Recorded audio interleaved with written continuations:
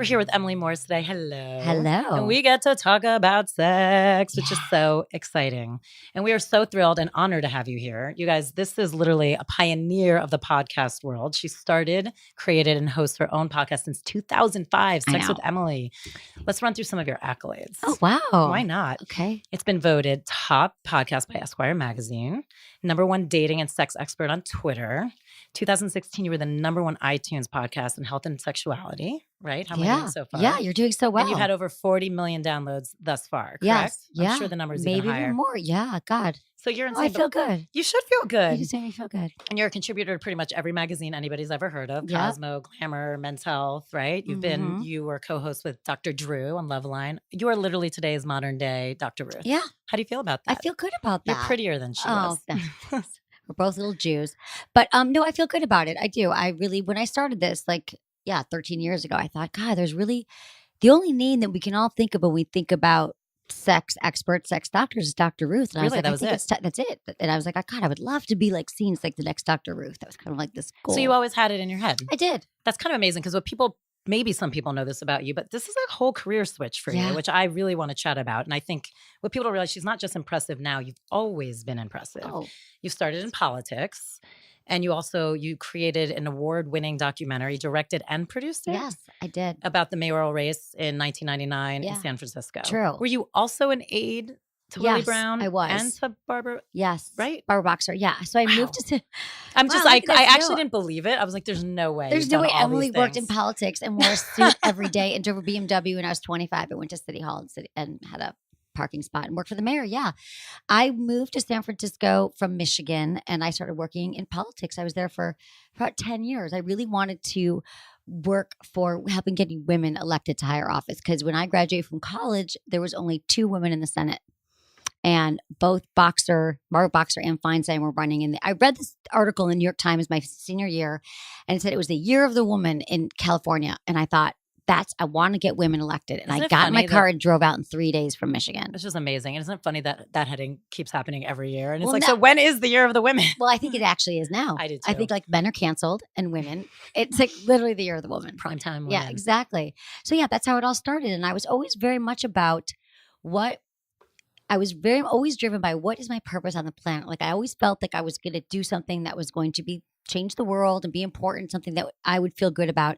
And I wasn't sure what it was, but at the time I thought politics, that's a real way to make a difference. So when you say you felt that way, were you always like that? Even as a child? No, it happened when I moved to college. When I got into college, I got really driven and obsessed. And I don't remember being very type A. I'm trying to think when this started. It was more in college. I was like, wow, I really want to get good grades and I want to do something. I was very energized when I would You went to Michigan, right? Yeah, I went to Michigan.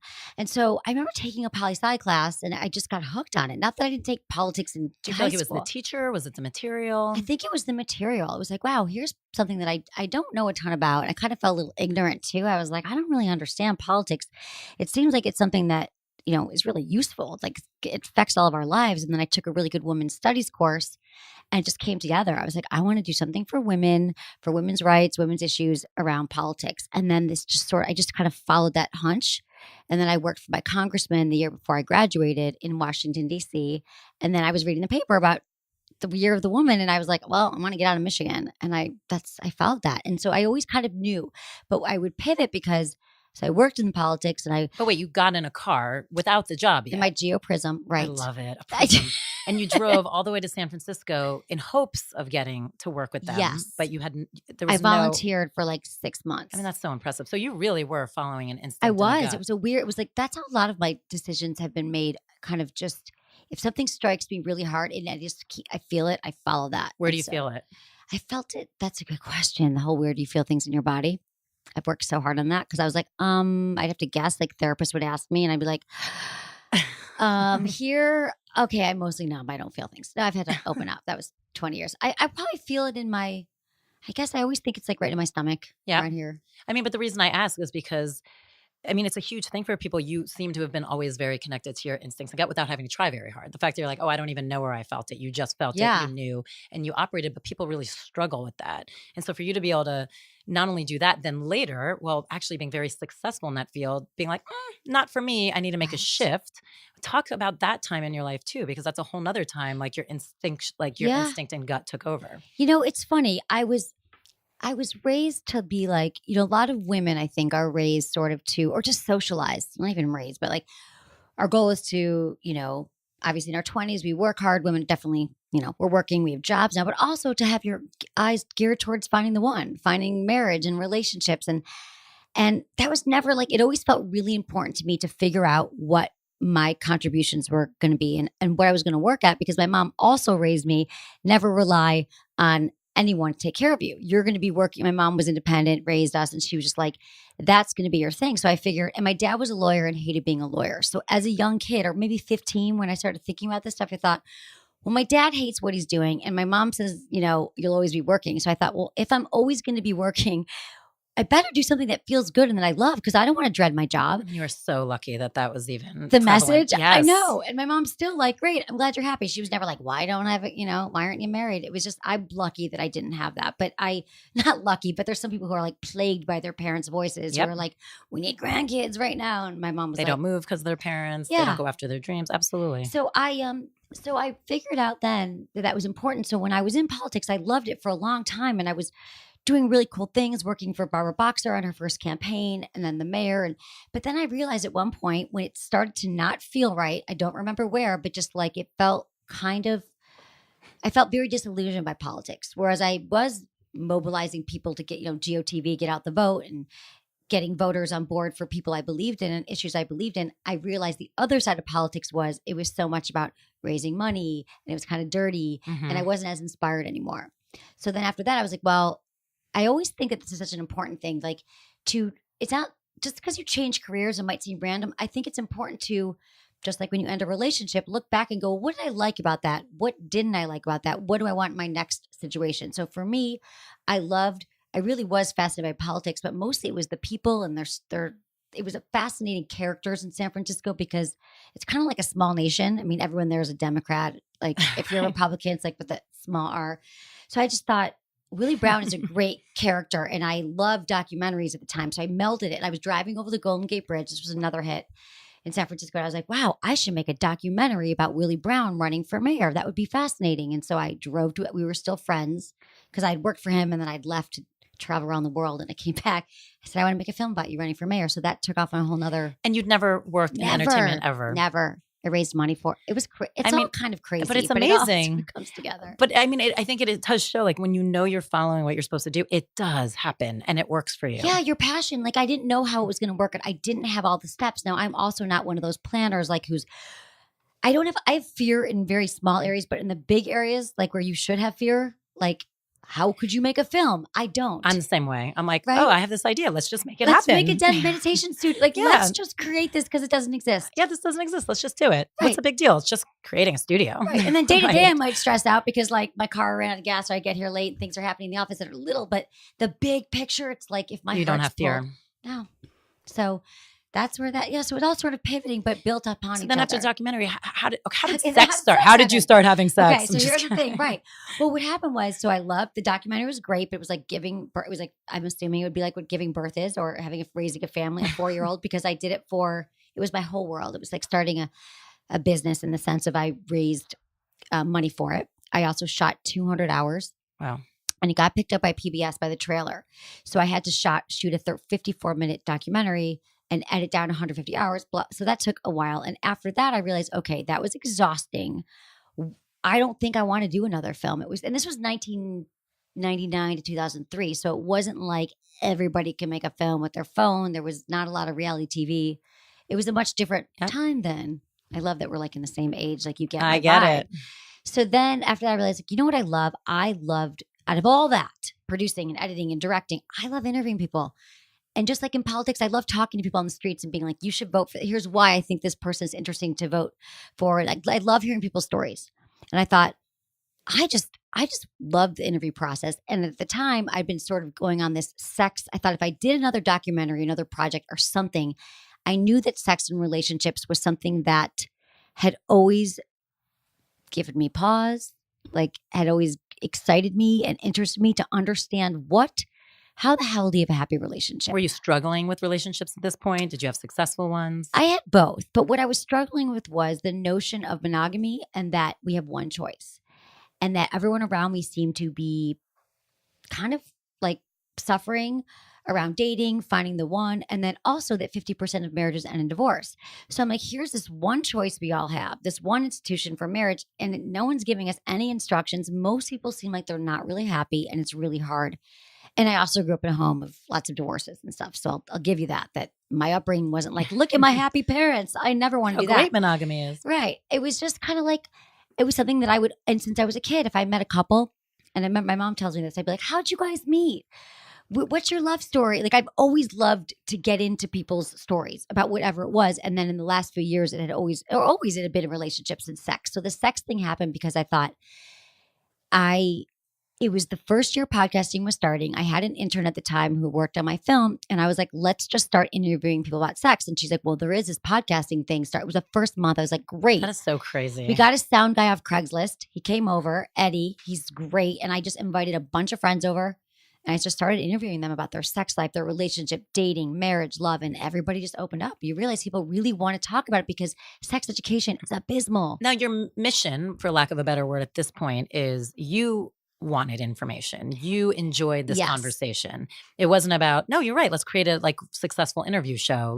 Right? It was more about I knew that we all learned from each other's stories. So I knew that I learned from interviewing people, and I thought if people were really open, because I was not the expert at the time at all. I'd had a lot of, hands-on experience sexually, but I was not a doctorate at the time. I just thought this could be really great material. We all want to talk. I realized with girlfriends, we all talk about it. I mean, let's bring this to be great content and we could learn. And then I realized after the first show, literally, I was like, wow, this is it. This is my path. And I've never looked back. So I said, after the first show, I did 5 hours. And my friends lived in my living room.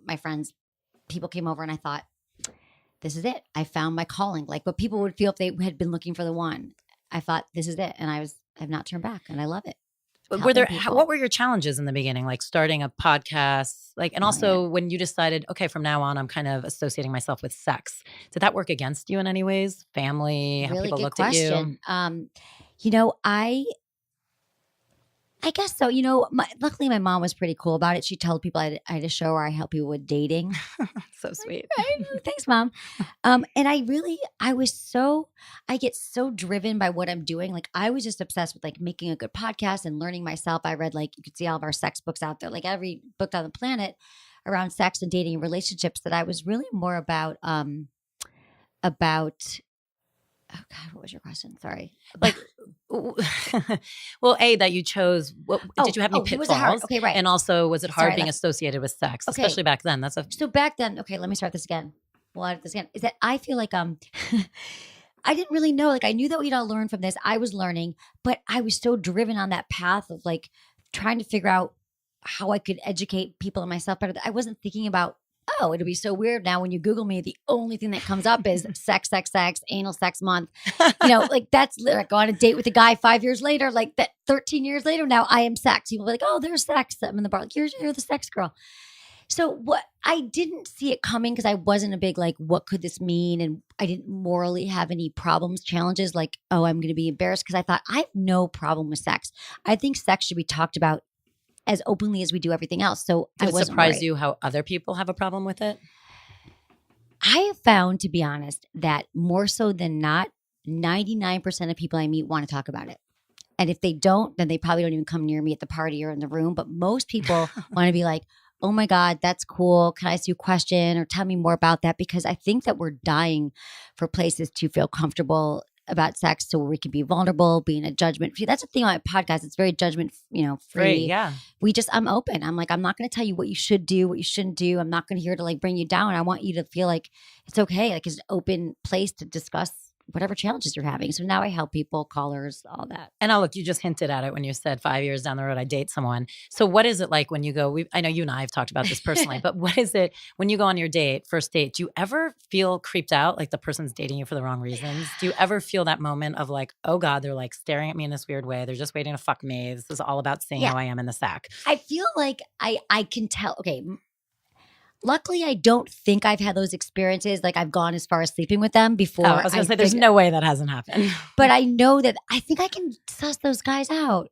Like so how? What do you feel? Like you can feel it? Yeah, just like if they're really into my podcast, like if they're just like that episode, is that really true? And I think I could tell they wouldn't get past the first. I can just the first meeting, the first text. I think if that's what they're about, because most guys I've met that I've dated seriously didn't know what I did. And then when they found out, they were psyched. They're like, cool. Hope she can bring it in the bedroom. And then you and I were talking about this earlier. Do you feel like you have to perform? Like, is there a weight on you of like literally like, oh God, like sometimes you just want to be fucking lazy and sit there, like a lot of us ladies sometimes, but do you feel like you can't do that? No, I feel like I can, because you know what? The number one thing about my show is truly about communication. And yes, it's Sex with Emily, but we talk a lot about relationships, communication, how to ask for what you want, how to be in touch with your body, which I think meditation is a huge part of that. And so for me, if I'm not feeling it, I'm not feeling it. And if I do think I've also in the 13 years, I've gotten a lot better at knowing myself sexually. And I think I can't help but bring it, if you will, because I don't know how to like fake it. Like if I'm not there, I'm not there. But when I'm in the moment, I think sex is like an art. And if you're really connected to your partner, there's no failing with sex. Like there's no ways that you could really do it wrong, except for maybe if you're in pain and you're not saying anything or you're consenting to sex you don't want to have. But every time you're with someone, you co-create that sexual experience. So if I look at each experience, it's like, well, I don't even have like a go-to position thing with someone. Like, even if it is, we know when we're connected, so it doesn't feel like it's inauthentic, if that makes sense. Absolutely. But let's talk about that because, I mean, spirituality and meditation deals a lot with authenticity and figuring out who you are. And you mentioned that too, why meditation you think is really helpful. And I know you have a pretty good practice for yourself, which I would love to talk about. Yeah. So how do you think the two mesh? And how do you think they overlap? And what is beneficial about a meditation practice and sex? Oh, God, they go so hand in hand because I think that a lot of the challenges, so my show is a lot of people call in or email with questions, right? And a lot of it has to do with shame and fear. And people really at the end of the day want to know, am I normal? Like, is it okay that I fantasize about someone other than my partner? Or is it okay that I don't always have orgasms? Or is it okay that my penis might not be as big as she wants? There's a lot of that is fear-based. No, I'm just kidding. And so, right. And then, or people come up with sexual, right. Big penis. No. So I feel like a lot of the challenges people have is, yes, I can give you technical advice, but has to do with self-acceptance.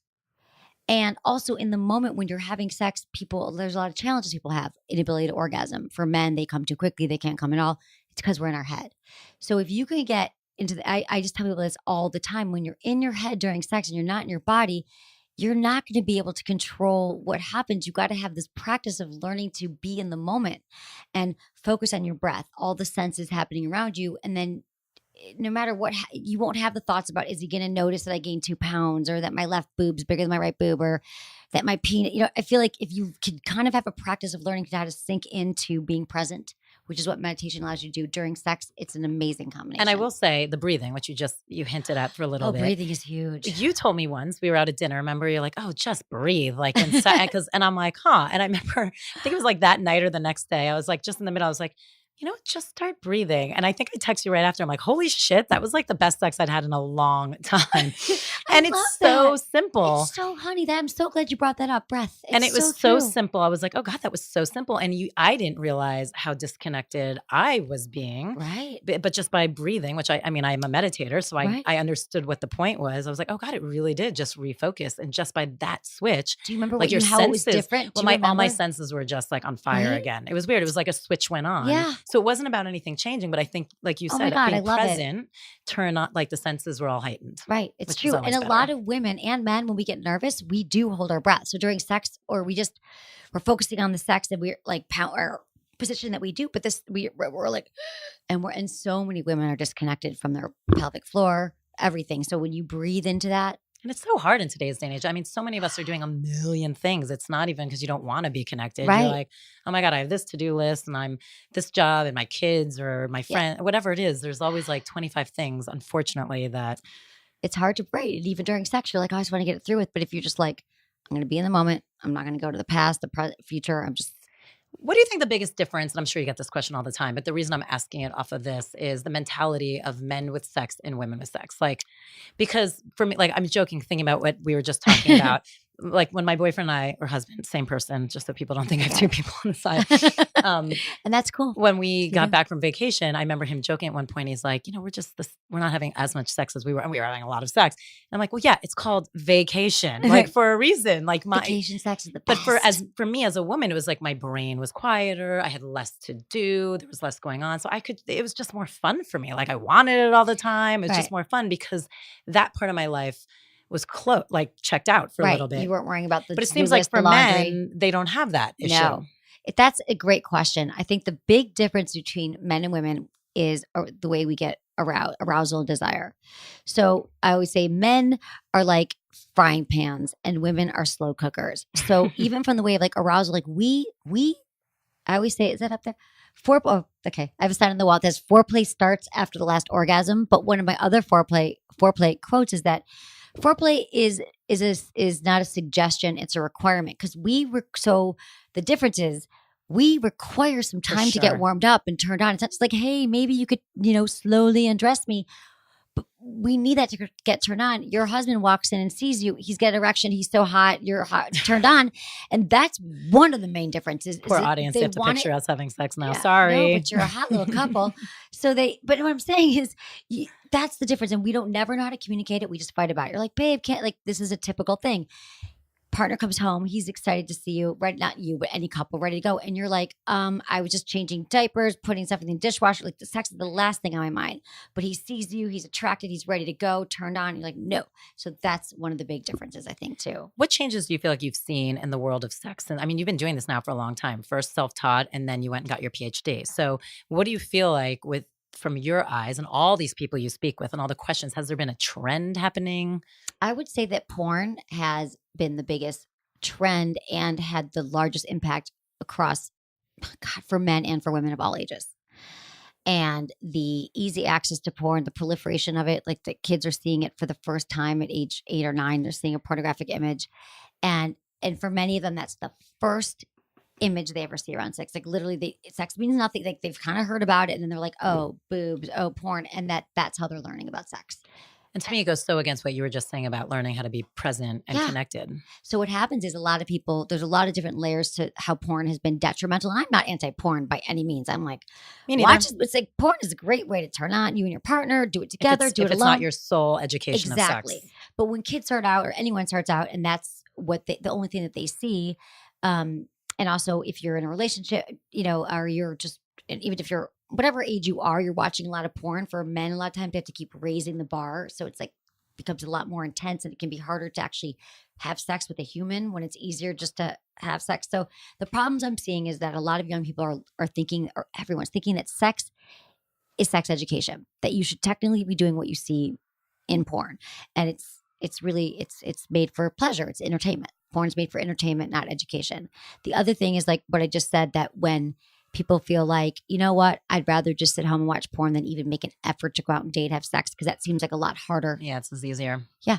So, I think porn has been a whole, and then like a whole new world of fantasy. What about like social media? With sex? Especially because you were talking about like learning it younger. Like what about social media with the younger kids and all those emojis that are just super dirty? I know, right? No, I think, social media for sex and for hooking up and for people feeling like people getting more sexualized, taking pictures that are much more like provocative at younger ages and just. Because I mean, for me, I oh my God, the idea of taking a photo of myself at that age and sending to someone would have been mortifying. Oh, you mean like sexting or sending naked photos? Oh yeah. Would have been mortifying for me back. Like, I know, I would never. But now it's like they do that stuff like regularly, and they're not even I mean, I don't know if I believe. Like, I talk to some of my younger family members. Like, they'll be like, "Oh, we're not even having sex." It's just like a way of communicating. It's like, "Hey, here's my boobs. Maybe we'll meet up next weekend." I'm like, "Do not send naked pictures of yourself," because whoever is sitting next to that person you Is send to is going seeing. to see it. So if you're cool with that, I know. that's fine. I'm revealing way too much of myself, but I did that for my boyfriend the other day. And like when he got home, I'm like, "So were you in the writers' room? Like, how many people just saw my boobs? Like, just let me Right. know." He's like, "No, no. I sit in a way that nobody can see anything." I'm like, "That is that is just a lie." But like Right. after I When sent you're it, married, it's cool. no, But I know, and like, but it was hilarious. I'm like, I can see them all sitting around. Just the person probably doesn't say anything because like he's the boss, but they're like, "Fuck, I just saw. Like, I don't want to see that." too much information. But yes, I'm But you married, so look good. it has a different like Right. yeah, it's the result's not so bad. But okay, so that's fascinating. What about dating apps on that like regard? Oh, yeah. Oh, dating apps has been huge And how is that for for you? Like, how's dating. it changed for you? Oh, for my dating, perfect personal life. Yeah, I've dabbled in the dating apps. I am dating someone now. Most of the people I've met in real life, IRL. I was So about to say that. IRL, we have to. But I felt like I don't love them, but I feel like they're a great tool for people. Like I think I listen, it's a numbers game. So if you meet more people through dating online, that's great or on an app. But also just if you're really looking to meet someone and you're single and you're like, I'm bummed, there's no one in my town, which by the way, everyone thinks they live in the worst town to date in. So that's They're just all you. bad. Yeah. Every town is bad and every town is good. Open your eyes, let everyone know that you're single. Like if you're really frustrated and you're like, I haven't met anyone, then put effort behind it. Let people know you're single. Like go out and do things that you wouldn't normally do. Like just say yes to invitations on Facebook for that random neighbor that's having a barbecue that you don't really love them, but maybe they have cool friends. But that is a huge point because I think also not only that, it's your attitude. It is. Because I used to have this conversation with friends too, where they're like, "You don't understand. You're in a relationship," and I'm like, "I guarantee, if I were single, just because of my attitude, I would be excited to meet people. Like if I were in a bar, I'd be happy to speak with someone. I wouldn't just like, ugh, no matter who walked over, I would probably have a conversation with them. And to me, that's really how you start dating more than anything else. It's Same. it's not about looks. It's not about this. It's like, do you give off this friendly vibe that actually allows for a connection You're to even so come right. through? Because this is why I feel like you're like my sister from another mister. No, it's true. Like I feel like of all the guys I've met in my life, the relationships I've had, it's always been when I'm out. And when I'm out, I truly love, and one of the things, reason why I love doing what I do is I love connecting to people. Like one of my favorite things is to walk into a room, a party, a bar where I know nobody.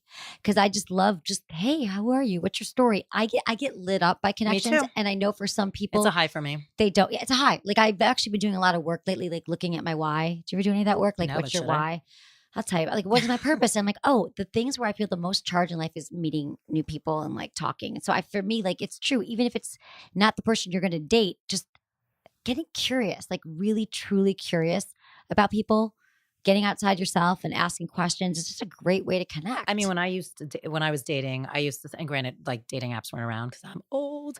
But I used to say, like, I would never say no to anyone. I was like, if that guy had the balls to actually ask me out, because it's hard, it's so I would at hard. least give them a first date. Because no matter what, and what I would say is, no matter what, I know I'm going to have an interesting conversation, and I will enjoy the evening, whether it's someone for me or not.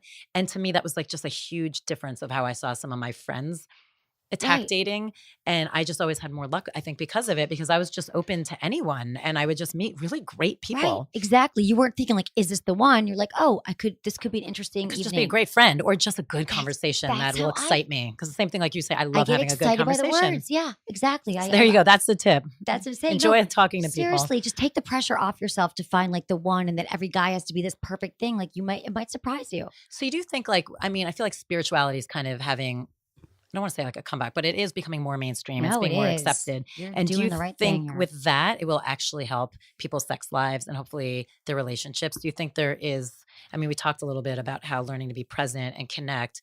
Do you think hopefully you're going to see I like a hope- correlation? I hope so. I hope like there's a lot more people who are like, as well, we live in LA, but yoga and doing meditation. And like when you're in that space and you sink in, like you walk out of the den or you walk out of a yoga class, like you are the most present, even if it lasts for 10 minutes. So you get in your car and you're in traffic, you are present and you are open and you are available. So I feel like if there's more people who are engaging in such mindfulness activities that in making it part of their lifestyle, then I hope that it would kind of spill over into dating. And Yeah. you should have like a dating thing at your We should. You should absolutely lead one. yeah. Oh, but like even a fun like a singles. mixer. Yeah, You know, 'cause it's they're funny all in the beginning, we were like-minded. written up somewhere for being like one of the best places to meet someone. Really? Because Dude, I think in I the think- beginning, people were really flocking because it was like-minded people, like you said. It was like, how can I meet someone else Yeah. who's look at the world this way, can have these types of conversations, Right. can talk a little bit deeper, especially in Los Angeles. There's some Yeah. deep conversations going on. Totally.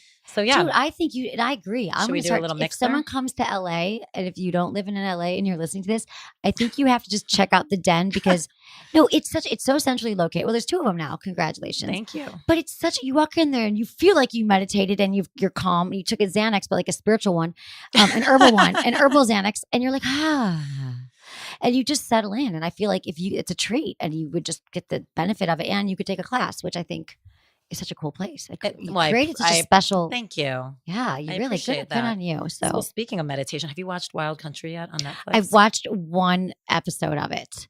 Okay, so I'm dying. You have to watch more, so 2. we might not be able to talk God about it damn now. it. But I know it's like about sex cults, right? I don't think that was a sex cult in my mind, but Okay. that's why I'd be curious of the conversation with you. And I don't even really know if it was a cult because I feel like people could come and go freely. I think Right. it was a community that got very terrified of what was happening, Right. and then an insane lady running it who then reacted really poorly, and Right. then they all became insane. Well, the God. intentions were probably there, but just like anything, like there's probably a communication breakdown, a power grab. Yeah, but the intention originally was just really like a beautiful community of open communication and love. Right. And I mean, that was the intention. They But all then, cults then start poison that and murder and shit. And it's like, everyday life. Right, exactly. No, I haven't seen it yet. But I'm curious. So No, then but- on that though, like, do you have a philosophy on like sex rituals? Like at least in the spiritual world, there's like, there's ceremony and rituals. Like what about in sex? Yeah, that's a good question. I think for sex, okay, well, let's talk about the actual act of sex. Like I think keeping technology out of the bedroom. We all love watching TV in bed. I get it. I'm but guilty. if you, well, yeah, also your history in television and both of you work in television, but I know that's a tough one, or at least having rules around it. Like you don't just Turn flip it on the off. TV, like have it a place for sleeping and for sex, your bedroom. Leave your cell phones outside the bedroom at night. I know everyone's Also having a panic guilty. attack right now. And creating a space that's like, Let's see if I do any of these correctly. Just one, So far, right? not there. no, but I'm saying and so much about sex is about your senses. So like creating a space where you've got like candles and music and things. Just if you can kind of make your space about sex, that would be a great ritual or a great mindset to go into it. Because people are just like, oh, we just are in our routines. And even if you just turn off the TV some So nights. just start there. Let's talk. Yeah. But why do you think, how should people keep their sex life exciting after being for a while? Because it's interesting what you're saying. You're like, yeah, that's what everyone does when they first start dating. Oh It's my like God, you it's create amazing. moods, you create scenes. And then My also friend used to bake apple pie, so it smelled like apple pie in her house. Oh my God. I'm like, really? It's Midwest, but still. but still, same idea. And then it's like that goes away. And then it feels weird bringing it back. Like, why does that feel like such a weird thing to bring Well, back? I'll tell you. So here's another sex ritual, if you will, is that my big thing is that communication is a lubrication. And the Ooh, I like sooner that and one. faster you talk about sex in the relationship, like it could be the first time you have sex, the better sex you're going to have. So what happens is what you're referring to the honeymoon stage, which is actually an official stage. It's our evolutionary psychology, biology points to this period from 6 months to 2 years. If you look at our ancestors, we would have sex to procreate. The man goes off to spread his seed. We have 9 months with the baby. The guy stays around for a few months, then he goes. So it's like a 6 month where we're feeling the love hormones and attachment. And every couple thinks they're like, and then all of a sudden it's gone, right? And they're like, what happened? How do we get back? And everyone's surprised. They're like, I get emails every day. Things were great. We've been together 9 months and then we moved in together, or now we don't have sex. I'm like, because that's supposed to happen. So my point is, the sooner that you recognize that sex is something that takes effort, work, and most of that I mean is communication. Like from the beginning, what do you like? What don't you like? Don't be shy to talk about your fantasies, what turns you on, where you like to be touched. Like, because why not like do it like preventative? Like, it's gonna happen. And it's like, I'm just telling you, like we always had this, in San Francisco, we had like an earthquake prepared kit. Like, just be prepared. The earthquake is coming, or could come at some point. And it was like this whole thing. And I thought, well, what if sex was like, you guys know this, it's not going to always be as great as it was at the beginning. It just can't be. It's unsustainable. It's your brain tricking you into procreation, finding a mate, hormones, love, it's going to dive. So my tip is, first, talk about it. Like what you really like. And I get everything feels great at the beginning. But if there's some fantasies or something different you want to try, or just letting your partner know how you really like it. We all have these things that we don't really want to say, or we're afraid they won't like us, or even just saying sex is really important to me. I want you to know, like, having a healthy sex life. So you start it, because the biggest challenge for couples are talking about sex. Because once you start to talk about it and you really talk about it, not just once, people are like, I tried that once. I asked my partner, she said she had no fantasies. Like, it has to be just as much as you talk about where should we go on vacation? Right. What Just should we do this normalize weekend? it. Normalize the sex talk. So monogamy or not monogamy? I can't get it. Let me know. Where's your head at? Choose. Oh, personally? Yeah. I'm in a monogamous space currently, but I've been in many different spaces. I just like to, I think that modern relationships are very different right now. And I think people are realizing that it just doesn't work for everybody. And some people, open relationships work for many people, being swingers or having a few lovers. Like, I think that it's been we don't see a lot of great examples of like open relationships that work. And people assume it's just swingers or hippies. But I've seen a lot of people that it actually works for. They have kids in it. So I think you get to choose and be informed about it. And if you feel like it might not be right for you, go with that. Try it out. Try being in an open place, be honest. I think that's where, again, like spirituality and acceptance and non-judgment come into place. Like it's all about communication and what works for you. Yeah. And there's no rule. I mean, yes, there's rules about like what society But it's probably thinks. your own rules. Yeah, Like you have to create your own rules. I think that every couple should be brave enough to talk about they get to create whatever relationship they want and whatever rules they want. And as long as together. there's respect between the two and honesty. honesty. It can work for many people. What do you think the key is to a solid relationship? Truth, communication? I mean, what? I think communication, yes, across the board. I think it's really important to keep the novelty. So even though we all just want to sit home and watch Netflix, because really that's awesome to do and order in, to just, even if you want to hand it off, like once a month, you have a date night where you each create an adventure. It could be dinner and a movie. Yeah, you said you do that. Right. Mm-hmm. I love it. So like, and if you have to schedule sex, you schedule it, which sounds to get it back on the unromantic. calendar, but we do it. Like literally it's hard. I'm having my assistant But it do is fun. It's fun to do that. I know. Yeah, really. Like toys are really fun. Just exploring. Like there's so much. By the way, that's what my boyfriend does. What? He'll be like, I planned this most amazing thing. And then I know it's his assistant because then when it goes wrong, he's like, God damn it, Allie. And I'm like, well, then don't pretend that you planned it. He's like, where are the dominatrix isn't here? He's like, where is this? I don't know. Oh, it went out of business 2 years ago. How did she not check that? I'm like, well, maybe you should have checked it since it was for me. Oh my God, that's so funny. As long as he's making the effort. Absolutely. I just think it's variety, talking, getting out of your comfort zone, because here's why. It's the beginning of a relationship. What really excites us is the novelty, the excitement, the newness, the unknown, the spontaneity. But once you get committed, everything's becomes sort of, you get routine. You know everything about your partner. You make assumptions, and that's no longer sexy. So it kind of cancels each other. It's hard to like create it's fun creating like new memories and having new like jokes. And it's hard to create those unless you're doing something different. Exactly. Even sex outside the bedroom. I mean, we get so bored with just like, I know. Have it on the couch. Have it outside. Go on vacation. What's your favorite position? My favorite position. We're laughing. We talk about. I like that you're looking at someone else for the answer. I have Jamie's the other half of my brain. Were you two together last night? We were. No, I dreamt about you.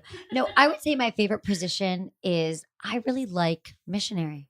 I love missionary too. I like variations of missionary. So like the cat position, where there's different positions where you can move. You can grind. Missionary is not just the pounding away. It's like there's different positions. Right. Never pound away. There's ways you could use like toys and pillows and things and change it up.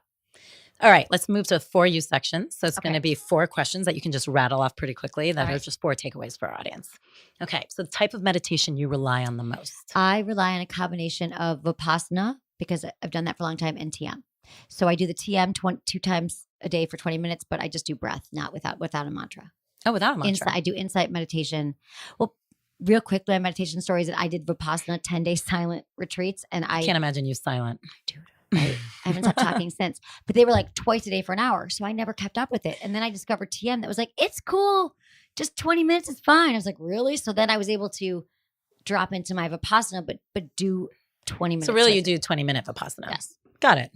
Okay. Your top tip on a deep meditation.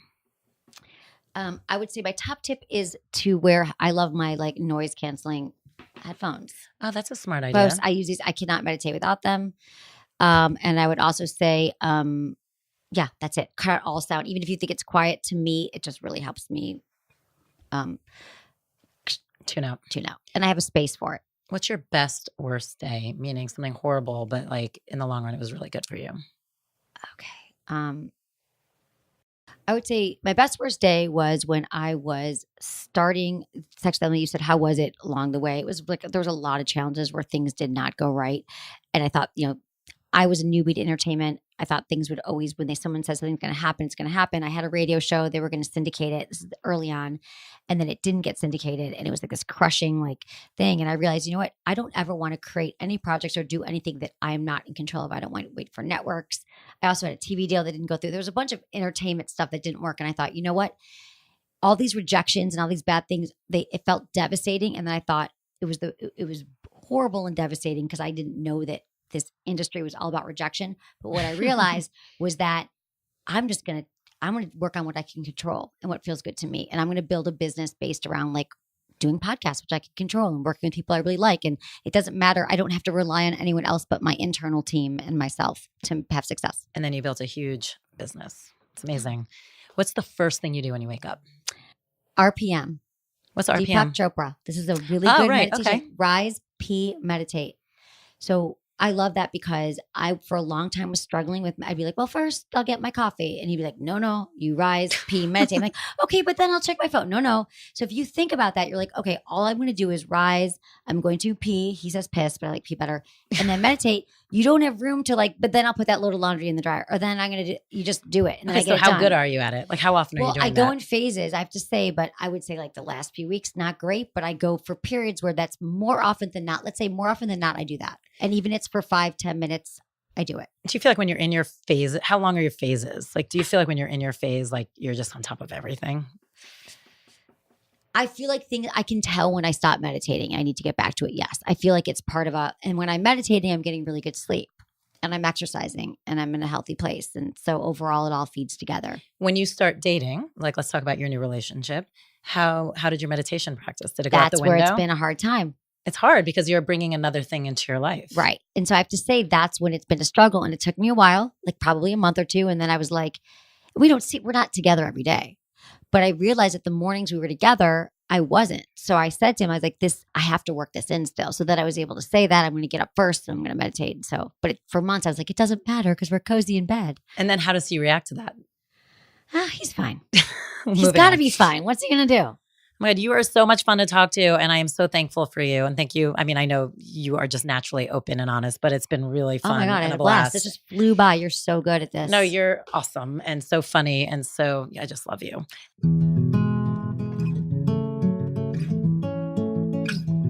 Everyone, she is going to lead us in her personal practice, which this is amazing. Okay. This is going to be a mindful masturbation practice. So maybe not do it while you're driving. This might be something you want to do later. Just come back and check it out. But I think this is pretty amazing gift for everybody. This is a mindful masturbation practice, which is really all about getting into a relaxed state where you can let go and experience that real connection to your body and your body's potential for pleasure.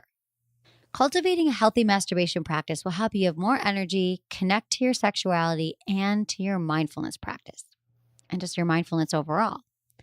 It also allows you to understand your body better so you can let your partners know how to please you, remove shame, and any other just negative messages that are blocking you from experiencing real pleasure and stimulation.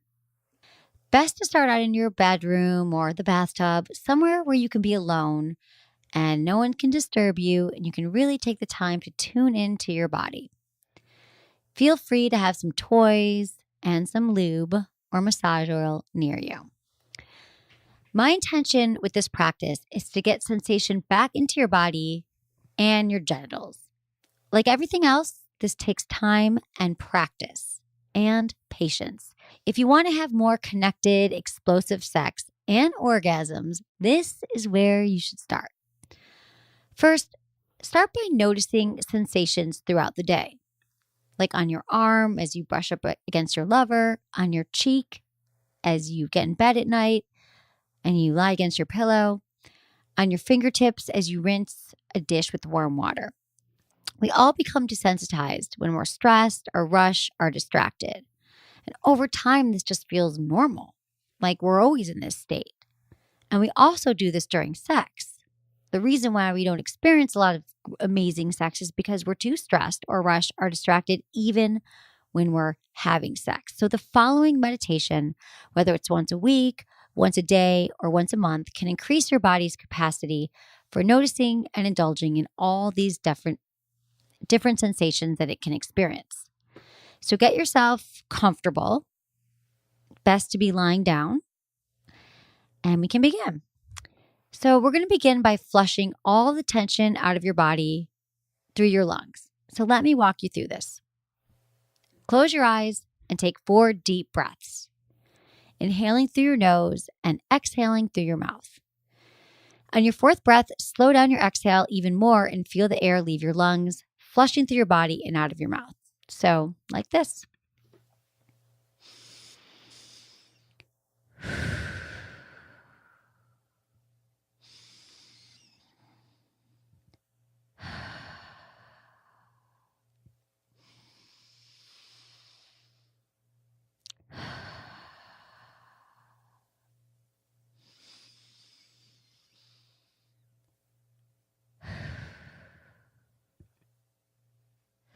Each time you breathe out, imagine that breath releasing through your body, flushing through your muscles that hold your neck up. And eventually, we want to make sure that breath is moving all the way down to our genitals, to our pelvic floor. It's really important to feel that area. Just move all the way down to your toes. So you want to breathe in and then out down your shoulders, through your arms,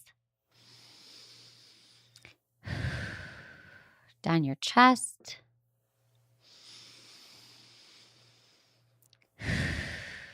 down your stomach, your hips, and all the way down to your pelvic floor, your genitals, where all your sensations and feel good feelings are. Whatever you call that area, the pleasure region, just make sure that you're breathing into that area.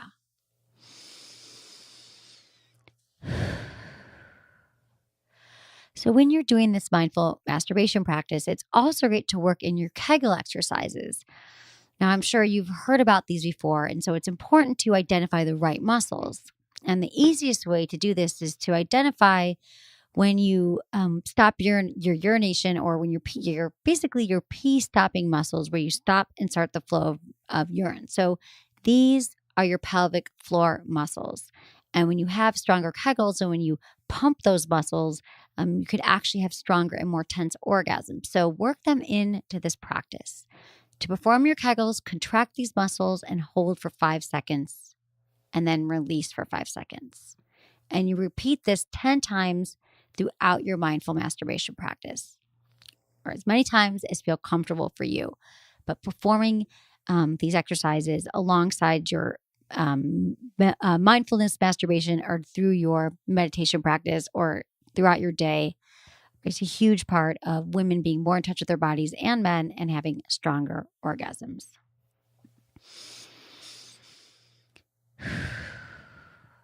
So you want to continue to let your breath fill up your body with pleasure and sensation. And then start introducing touch. This is where you can start to trace your fingers all over your body and start to really feel how it feels, that your skin feels beneath your fingers. So start from your face down to your neck. There's so many delicious erogenous zones on our neck, your nipples, your stomach, down your entire body. Think of this as teasing yourself, foreplay for yourself. Teasing with touch, using different textures and pressures.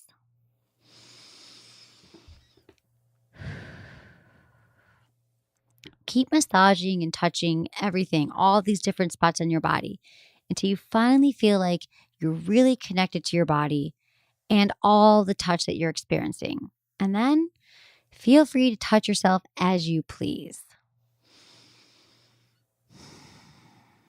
I know I'm sure you've touched yourself before with pleasure, so this is a great way to start out any of your self-loving practice, self-love time, which is so important, and important for your pleasure, important to having healthy sex and that connection to your body. So it's a great practice that helps with all of this. And it also reminds you, when you do this mindful masturbation practice, that it's so important to use your breath when you're experiencing pleasure, whether you're with a partner or you're alone. And It really helps you intensify your orgasms. You'll have some kick-ass orgasms, I promise, when you just remember to breathe and take some time before you have any sexual practice to breathe and get in touch with your body.